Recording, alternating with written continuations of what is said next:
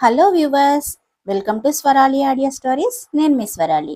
You are my everything part 19. Rishi శ్రీకర్ని తీసుకొని బయటకు వచ్చిన తర్వాత అక్కడున్న వేరే రూమ్లో దూరంగా కూర్చొనమని సైగ చేశాడు. అక్కడ చాలా మంది స్టాఫ్ కూడా ఉన్నారు. అక్కడ కూర్చోడానికి శ్రీకర్కి చాలా ఇబ్బందిగా అనిపించింది. రిషి ఎదురుగా కూర్చున్న శ్రీకర్, మనం ఇక్కడికి ఎందుకు వచ్చాము? బిజినెస్కి సంబంధించిన విషయాలు ఇక్కడ మాట్లాడడం కరెక్ట్ కాదేమో. అయినా ఇలాంటి ప్లేస్లో ఒక రెస్పెక్టబుల్ పర్సన్ని కూర్చోబెట్టి మాట్లాడతారా అని కోపంగా అడిగాడు శ్రీకర్. లోపల ఆరాధ్య నిద్రపోతోంది. మనం మాట్లాడుకుంటూ ఉంటే ఆమెకి డిస్టర్బ్ అవుతోంది. అదీ కాక నీకు ఎన్నిసార్లు చెప్పినా పదే పదే ఆమెను డిస్టర్బ్ చేస్తూనే ఉన్నావు. తను ఏ రకంగా బాధపడినా, ఎవరి వలన బాధపడినా నేను అస్సలు సహించను అని కూల్గా అన్నాడు రిషి. శ్రీకర్తో పాటు అక్కడున్న మిగతా వాళ్ళందరూ కూడా రిషి మాటలు విని ఆశ్చర్యపోయారు. కేవలం ఆరాధ్య నిద్ర డిస్టర్బ్ చేస్తేనే రిషి సహించలేడా? అదీ కాక అంత పెద్ద బిజినెస్ డీల్స్ గురించి మాట్లాడడానికి కూడా అతను తన క్యాబిన్ వదిలిపెట్టి ఇలా నార్మల్ ఎంప్లాయీస్ ఉండే క్యాబిన్లోకి వచ్చాడా అన్నది వాళ్ళ ఆశ్చర్యం. నిజానికి రిషి ఎప్పుడు తన క్యాబిన్ దాటి బయటికి రాడు. అలాంటిది ఈ రోజు అతని ప్రవర్తన వాళ్ళందరికీ చాలా ఆశ్చర్యాన్ని కలిగించింది. కొద్దిసేపటి తర్వాత శ్రీకర్ అసహనంగా రిషి వైపు చూస్తూ, సరే ఇప్పుడు చెప్పండి, మిగతా ప్రాజెక్టుల పరిస్థితి ఏంటి? అవి కూడా క్యాన్సిల్ చేద్దాం అనుకుంటున్నారా అని సీరియస్గా అడిగాడు. రిషి సింపుల్గా నవ్వుతూ ఎస్ అని మాత్రం అన్నాడు. శ్రీకర్ కళ్ళు కోపంతో ఏర్పెక్కాయి. కానీ అతను రిషికి అగెనెస్ట్గా ఏమీ చేయలేడు అన్న సంగతి అతనికి కూడా తెలుసు. అందుకే కోపంగా, అసలు మీరు ఇలాంటి డెసిషన్ ఎలా తీసుకుంటారు? గతంలో మీరు మా కంపెనీకి ఇచ్చిన ప్రామిస్ మాట ఏంటి అని ఆఖరి అస్త్రాన్ని ఉపయోగించాడు శ్రీకర్. శ్రీకర్ అలా మాట్లాడతాడు అని రిషి ముందే గెస్ చేశాడు.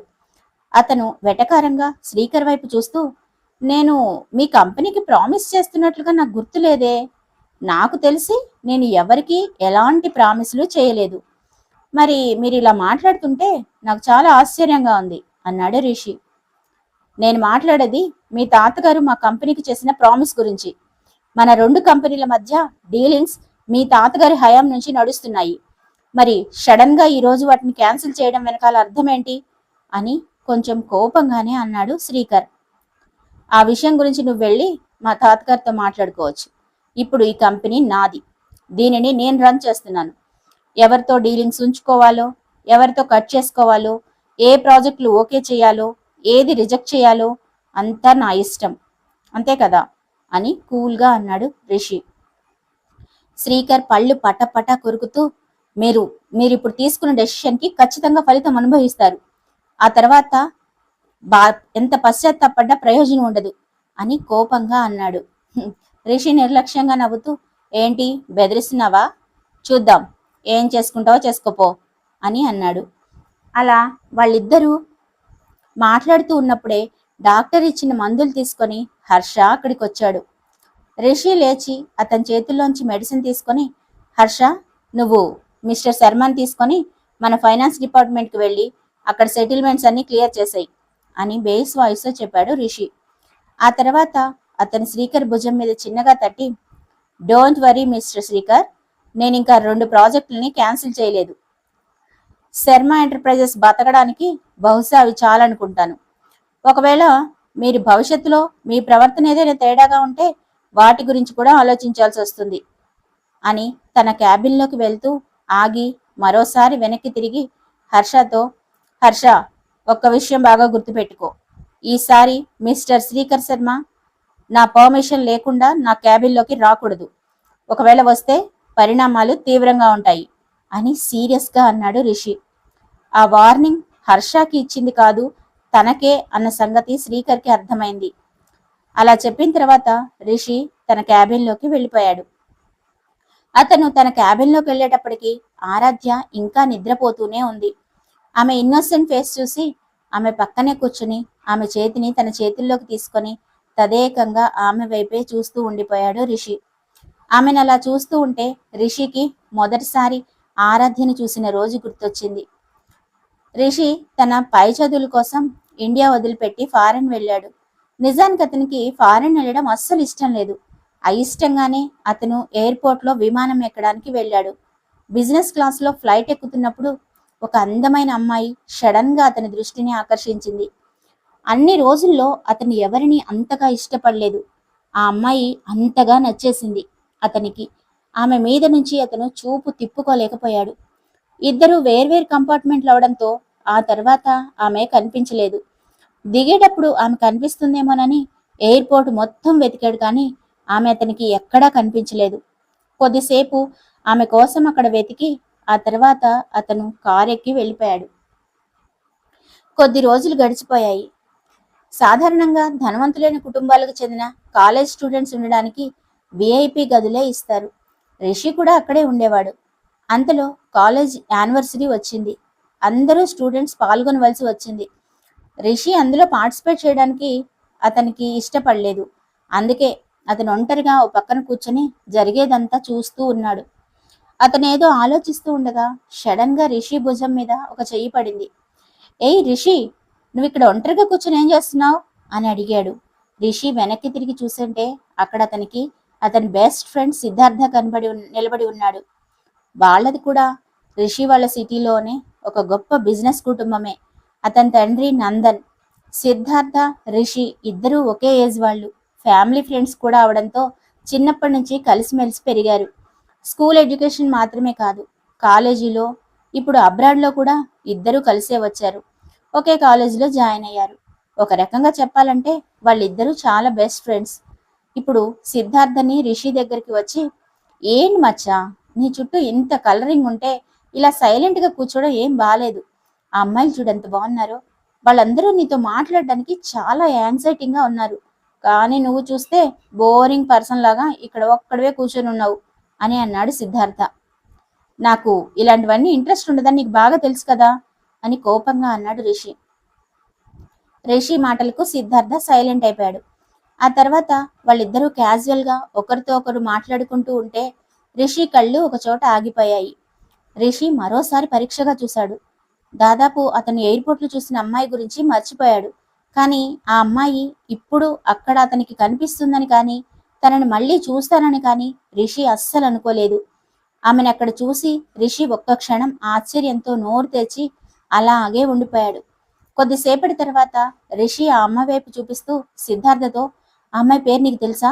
ఆమె ఏ డిపార్ట్మెంట్లో ఉంటుందో నీకు తెలుసా అని కంగారుగా అడిగాడు. రిషి తన లైఫ్లో ఎప్పుడూ ఒక అమ్మాయి గురించి తనని అడగలేదు. అలాంటి రిషి ఇప్పుడు ఆ అమ్మాయి గురించి అడుగుతూ ఉంటే సిద్ధార్థకు ఒక రకంగా ఆశ్చర్యంగా అనిపించింది. సిద్ధార్థ రిషి వైపు తిరిగి షాక్ అవుతూ, రిషి, ఆర్ యు ఓకే? నువ్వు బాగానే ఉన్నావు కదా? నీకు హెల్త్ అంతా ఓకేనా అని అడిగాడు. రిషి ఒక్కసారి కోపంగా సిద్ధార్థ వైపు ఒక లుక్ వేశాడు. ఆ చూపుల్లో అర్థం సిద్ధార్థకే అర్థమైంది. అతను చేతులు పైకెత్తి, ఓయ్, నన్ను అలా చూడకు, ఒక నిమిషం ఆగు, ఇప్పుడే కనుక్కొని వస్తాను అని అక్కడి నుంచి వెళ్ళాడు. ఒక నిమిషం తర్వాత సిద్ధార్థ తిరిగి వచ్చి, తను ఆర్కిటెక్చర్ విభాగంలో స్టూడెంట్, తన పేరు ఆరాధ్య అని చెప్పాడు. రిషి పెదవులపై ఆరాధ్య అనే పదం పదే పలికింది. రిషి గతంలో నుంచి బయటపడి ఆరాధ్య వైపు చూస్తూ ఉండిపోయాడు.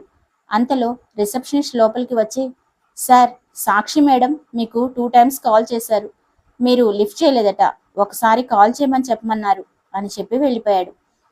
తను ఆలోచనలో పడిపోయి వాళ్ళమ్మ కాల్ చేసినా లిఫ్ట్ చేయలేదు అన్న సంగతి రిషి అప్పుడే గమనించాడు. అప్పటికే సాక్షి గారికి ఈ విషయాలన్నీ తెలిసి ఉంటాయి. అందుకే ఆమె కంగారు పడుతూ కాల్ చేసి ఉంటుంది అని అనుకున్నాడు రిషి. రిసెప్షనిస్ట్ని అక్కడి నుంచి వెళ్ళిపోమని సైగ చేసి మొబైల్ తీసుకొని బయటికి వెళ్ళాడు రిషి. సాక్షికి కాల్ చేశాడు. ఫోన్ రావడంతోటే సాక్షి కాల్ లిఫ్ట్ చేసి, ఆరాధ్యకి ఎలా ఉంది రిషి ఇప్పుడు? తను బాగానే ఉందా అని అడిగింది.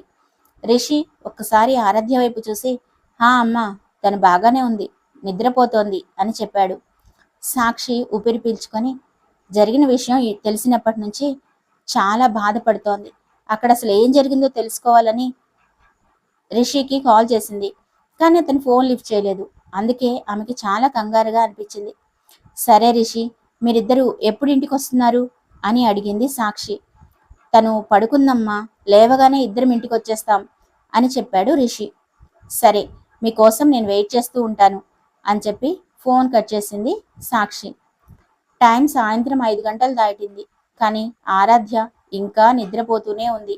ఆమె అంత ప్రశాంతంగా నిద్రపోవడం చూసి రిషికి తనని నిద్రలేపడం ఇష్టం లేదు. కానీ సాక్షి వాళ్ళిద్దరి కోసం ఇంట్లో ఎదురు చూస్తూ ఉంటుంది. అప్పటికే 2 టైమ్స్ కాల్ చేసింది. కొద్దిసేపు ఆలోచించిన తర్వాత రిషి ఆరాధ్యను తన చేతుల్లోకి ఎత్తుకొని క్యాబిన్లో నుంచి బయటకొచ్చాడు. రిషి తనని ఎత్తుకోవడంతోటే ఆరాధ్య కొంచెం కలవరపడుతూ కళ్ళు నెమ్మదిగా తెరిచింది. సారీ ఆరాధ్య, నేను నిన్ను నిద్ర లేపేశాను. కానీ మనం ఇంటికి వెళ్ళాలి కదా, అమ్మ మన కోసం అక్కడ ఎదురు చూస్తోంది అని అన్నాడు రిషి. ఆరాధ్య నవ్వుతూ, మీరు నాకు సారీ చెప్పడం ఏంటండి, అయినా ఇప్పుడు నాకు బానే ఉంది, కిందకు దించండి, నేను నడుస్తాను అని అన్నది ఆరాధ్య. రిషి తల అడ్డంగా ఊపి, వద్దొద్దు, ఇప్పుడు నువ్వు అలా నడవడం మంచిది కాదు, నీకింకా వీపు నొప్పిగా ఉంది అన్నావు కదా, ఇప్పుడు నువ్వు అర్జెంటుగా నడవాల్సిన అవసరం ఏం లేదు అని అన్నాడు రిషి. ఆరాధ్య అతని మాటలకు కొంచెం సిగ్గుపడుతూ, కానీ నాకు చాలా ఇబ్బందిగా ఉంది రిషి, బయట చాలా మంది ఉన్నారు, వాళ్ళందరి ముందు నువ్వు నన్ను ఇలా ఎత్తుకొని తీసుకువెళ్తే అస్సలు బాగోదు అన్నది ఆరాధ్య. రిషి నవ్వుతూ, నువ్వు దీని గురించి అంతగా ఆలోచించాల్సిన అవసరం ఏం లేదు, ఎవరేమనుకున్నా పర్వాలేదు అని అన్నాడు. ఆరాధ్య సిగ్గుపడుతూ రిషి మెడ చుట్టూ చేతులు వేసి అతని గుండెల్లో తల పెట్టుకుంది. రిషి ఫేస్లో చిన్న చిరునవ్వుతో క్యాబిన్ బయటికి వచ్చాడు. బయట నిలబడి ఉన్న హర్ష ఆ సీన్ చూసి ఆశ్చర్యపోయాడు. ఎప్పుడూ మీటింగ్ మిస్ చేయని తన బాస్ ఈ రోజు తన మీటింగ్లన్నీ క్యాన్సిల్ చేసుకున్నాడు.